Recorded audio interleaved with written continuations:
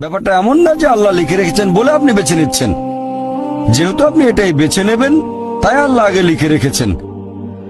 এখানে পছন্দ আপনার, তবে আল্লাহ আপনার পছন্দ জানেন। যেমন ধরেন, একটা রাস্তার মোড়ে আসলেন, সামনে 5টা রাস্তা, রোড নাম্বার 1, 2, 3, 4, 5।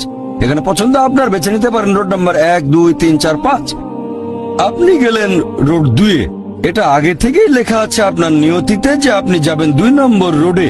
ব্যাপারটা এমন না যে আল্লাহ লিখেছেন বলে আপনি করছেন। যেহেতু আপনি এটাই বেছে নেবেন, তাই আল্লাহ আগে লিখে রেখেছেন। তাহলে পছন্দ আপনার।